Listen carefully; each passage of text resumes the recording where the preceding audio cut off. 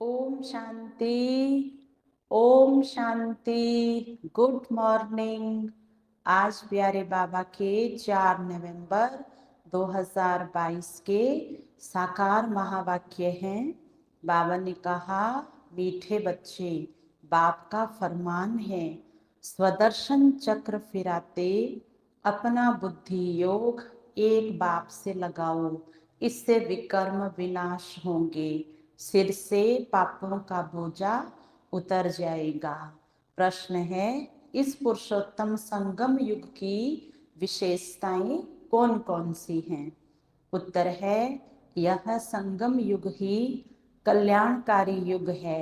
इसमें ही आत्मा और परमात्मा का सच्चा मेला लगता है, जिसे कुंभ का मेला कहते हैं।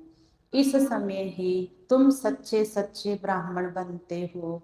इस संगम पर तुम दुख धाम से सुख धाम में जाते हो, दुखों से छूटते हो। इस समय तुम्हें ज्ञान सागर बाप द्वारा सृष्टि के आदि मध्य अंत का पूरा ज्ञान मिलता है। नई दुनिया के लिए नया ज्ञान बाप देते हैं। तुम सांवरे से गोरा इस समय ही बनते हो। गीत है, इस पाप की दुनिया से कहीं दूर ले चल। ओम शांति। मीठे मीठे बच्चों ने गीत सुना और बच्चों की बुद्धि में यह बैठा हुआ है कि बरोबर कलयुग पाप की दुनिया है। इस समय सब पाप ही करते रहते हैं। बाप आकर तुम बच्चों को कल्प कल्प गति सदगति देते हैं। जब पतित दुनिया को पावन बनाना होता है, तब पतित पावन बाप आते हैं, आकर बच्चों को आप सम्मान बनाते हैं। बाप में कौन सा ज्ञान है? सारे सृष्टि चक्र का ज्ञान है। तुम बच्चे भी इस सृष्टि चक्र को जानते हो। यह सारा चक्र कैसे फिरता है, यह बाप में ज्ञान है। इसलिए उनको ज्ञान का सागर कहा जाता है। वही पतित पावन है। इस चक्र की इस चक्र को समझने से, स्वदर्शन चक्रधारी बनने से तुम फिर स्वर्ग के चक्रवर्ती राजा रानी बनते हो। तो बुद्धि में सारा दिन यह चक्र फिरना चाहिए, तो तुम्हारे विकर्म विनाश हो जाएंगे। फिर सतयुग में तो तुम यह चक्र नहीं फिराएंगे। वहां स्व अर्थात आत्मा को सृष्टि चक्र का ज्ञान नहीं होता, ना सतयुग में ना कलयुग में। यह ज्ञान सिर्फ संगम युग पर तुमको मिलता है। संगम की बहुत महिमा है। कुंभ का मेला करते हैं ना, वास्तव में यह है ज्ञान सागर और नदियों का मेला, अर्थात परम आत्मा और आत्माओं का मेला। वह कुंभ का मेला भक्ति मार्ग का है। यह आत्मा और परमात्मा का मेला इस सुहावने कल्याणकारी संगम युग पर ही होता है, जबकि तुम दुखों से छूट सुख में जाते हो। इसलिए बाप को दुख हरता सुख करता कहा जाता है। आधा कल्प सुख और आधा कल्प दुख चलता है। दिन और रात आधा आधा है। मकान भी नया पुराना होता है। नए घर में सुख, पुराने घर में दुख होता है। दुनिया भी नई और पुरानी होती है। आधा कल्प सुख रहता है, फिर मध्य से दुख शुरू होता है। दुख के बाद फिर सुख होता है। दुख धाम से फिर सुख धाम कैसे बनता है, कौन बनाते हैं, यह दुनिया भर में कोई नहीं जानते। मनुष्य तो घोर अंधियारे में है। सतयुग को बहुत लंबा समय दे दिया है। अगर सतयुग की आयु बड़ी हो तो आदमी कितने होने चाहिए? वापिस तो कोई भी जा नहीं सकते, सबको इकट्ठा होना ही है।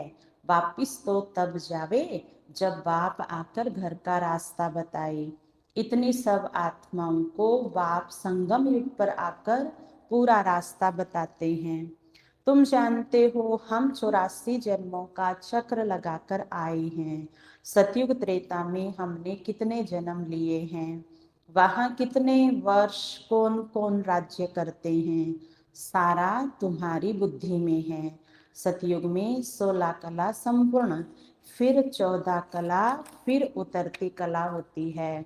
इस समय बहुत दुख है, दुख होता ही है पुरानी दुनिया में। सतयुग को नई दुनिया, कलयुग को पुरानी दुनिया कहा जाता है। अभी है संगम, अब पुरानी दुनिया का विनाश होता है।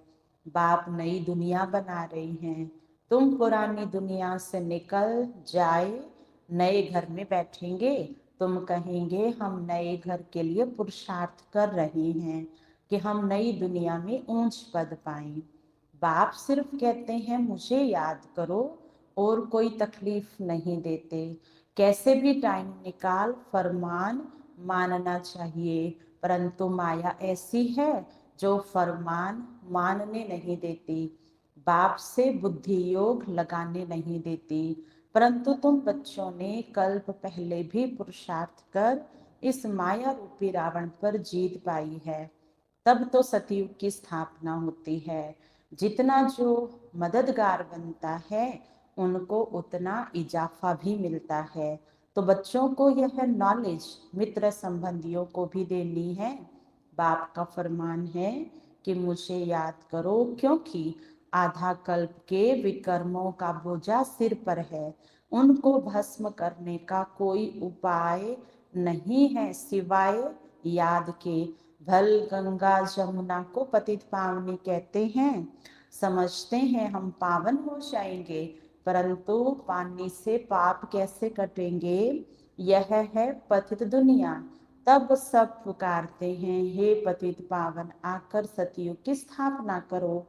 तो सिवाय बाप के तो ये कार्य और कोई कर ना सके। तो यह है नई दुनिया के लिए नया ज्ञान देने वाला एक ही बाप है। श्री कृष्ण ने ज्ञान नहीं दिया। श्री कृष्ण को पतित पावन नहीं कहा जाता। पतित पावन तो एक ही परम पिता परमात्मा है जो पुनर्जन्म रहित है। तुम जानते हो श्री कृष्णपुरी को ही विष्णुपुरी कहा जाता है। श्री कृष्ण की राजधानी अपनी, राधे की राजधानी अपनी, फिर उन्हों की आपस में सगाई होती है। राधे कृष्ण कोई भाई बहन नहीं थे, भाई बहन की आपस में शादी नहीं होती।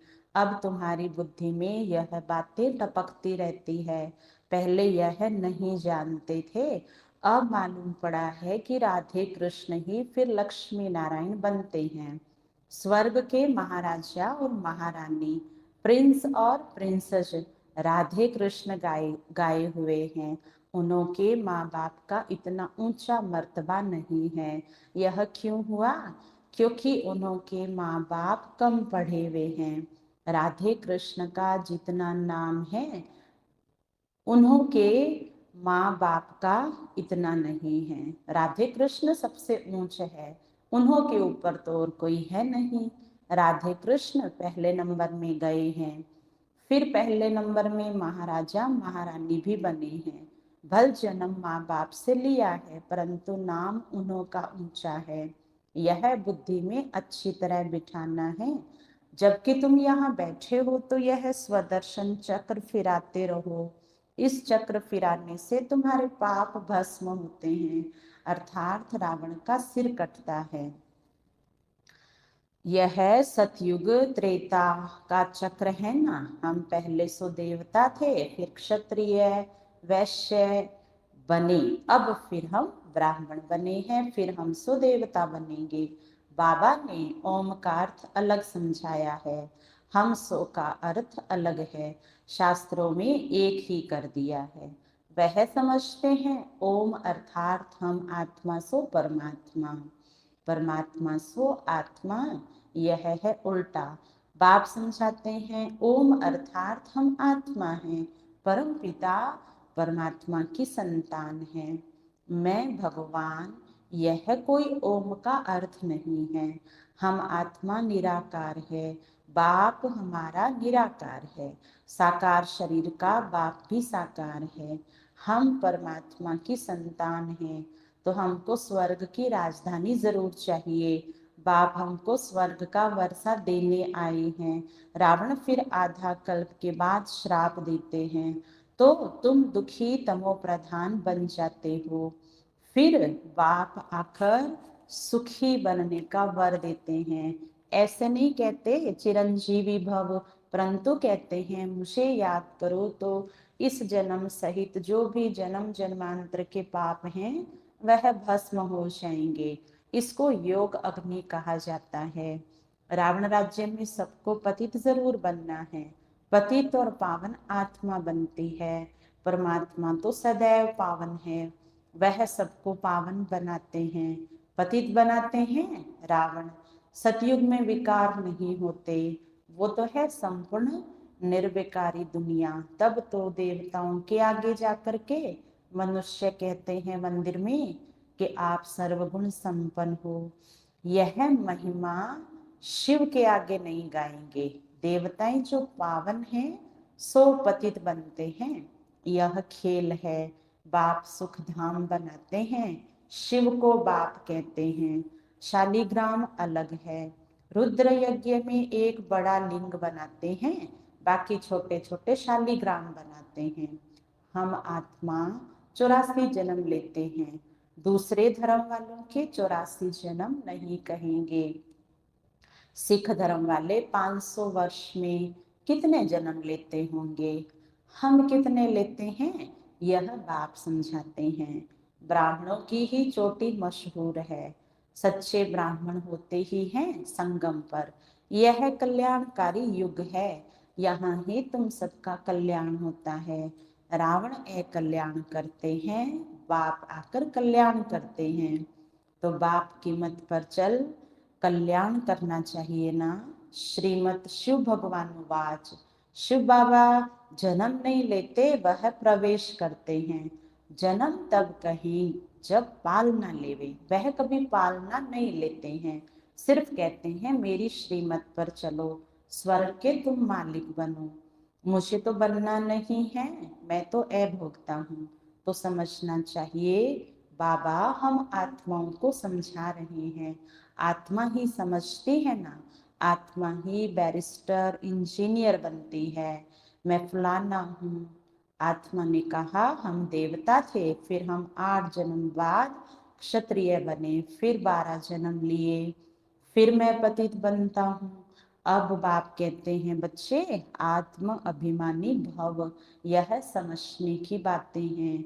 आत्मा कहती है हम सतयुग में थे तो महान आत्मा थे, फिर कलयुग में महान पाप आत्मा है। सबसे महान ते महान महान आत्मा है एक परमात्मा जो सदैव पवित्र है।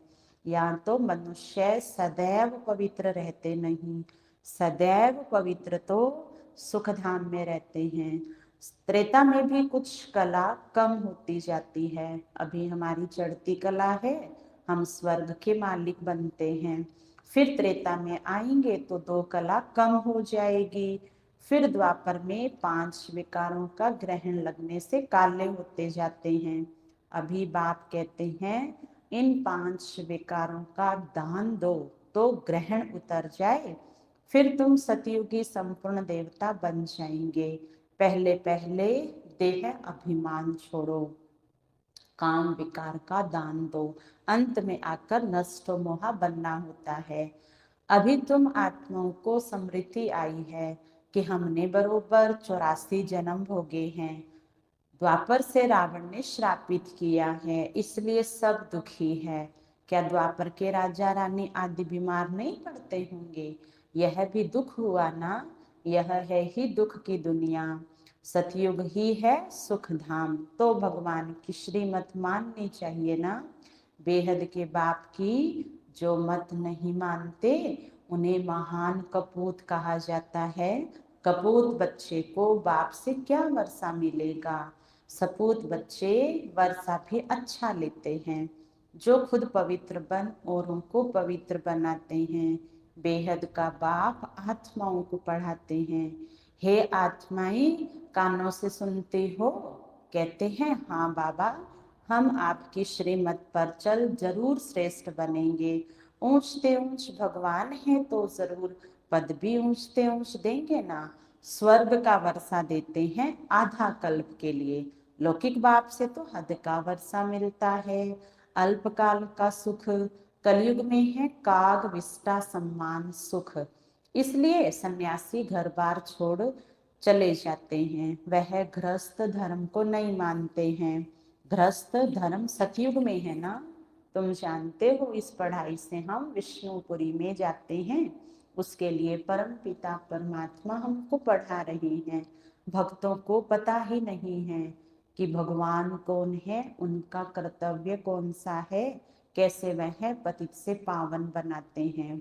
अभी तुम पावन बन रहे हो, दुनिया उस पतित पावन बाप को याद कर रही है। अभी तुम संगम युग पर खड़े हो, बाकी सब कलयुग में हैं। वह समझते हैं कि कलयुग तो अर्जुन बच्चा है। तुम जानते हो कि कलयुग का अब विनाश होने पर है। अब तुम्हें सतयुग में जाना है। बाप ने तुम्हें स्मृति दिलाई है। मैं कल्प कल्प तुमको वर्षा देता हूँ, तो वर्षा पूरा लेना चाहिए ना। तो बाप ऐसे थोड़े ही कहते हैं कि यहाँ बैठ जाओ, भलग्रस्त में रहो, सिर्फ यह स्वदर्शन चक्र फिराते रहो और नष्ट मोहा हो जाओ। एक शिव बाबा दूसरा न कोई। हम जानते हैं कि अब हमारा नया संबंध जुट रहा है, तो पुराने में ममत्व नहीं रहना चाहिए। नई दुनिया नई राजधानी से ममत्व रखना है। अब तो मौत बिल्कुल सिर पर सवार है। तैयारियां होती रहती है। सतयुग में अकाले मृत्यु नहीं होती है। समय पर एक पुरानी खाल छोड़कर नई ले लेते हैं। अच्छा, मीठे मीठे सिखिलदे बच्चों प्रति माता पिता बाप दादा का याद प्यार और गुड मॉर्निंग। रूहानी बाप की रूहानी बच्चों को नमस्ते। हम रूहानी बच्चों की रूहानी बाप दादा को याद प्यार गुड मॉर्निंग नमस्ते नमस्ते नमस्ते। मेरे बाबा मीठे बाबा प्यारे बाबा, आपका शुक्रिया, बहुत बहुत शुक्रिया। धारणा का सार, स्वदर्शन चक्र फिराते पूरा पूरा नष्ट मुहा बनना है। मौत सिर पर है, इसलिए सबसे ममत्व निकाल देना है। बाप से वर्षा लेने के लिए पूरा श्रीमत पर चलना है। आत्म अभिमानी बन सपूत बच्चा बनना है। वरदान है, मन और बुद्धि को सदा सेवा में बिजी रखने वाले निर्विघ्न सेवाधारी भव। जो जितना सेवा का उमंग उत्साह रखते हैं, उतना निर्विघ्न रहते हैं। क्योंकि सेवा में बुद्धि बिजी रहती है। खाली रहने से किसी और को आने का चांस है, और बिजी रहने से सहज निर्विघ्न बन जाते हैं। मन और बुद्धि को बिजी रखने के लिए उसका टाइम टेबल बनाओ। सेवा व स्वयं के प्रति जो लक्ष्य रखते हो, उस लक्ष्य को प्रैक्टिकल में लाने के लिए बीच बीच में अटेंशन जरूर चाहिए। अटेंशन कभी टेंशन में बदली ना हो। जहाँ टेंशन होता है वहाँ मुश्किल हो जाता है। स्लोगन है, सेवा से जो दुआएं मिलती है, सेवा से जो दुआएं मिलती है वही तंदुरुस्त रहने का साधन है। अच्छा, ओम शांति।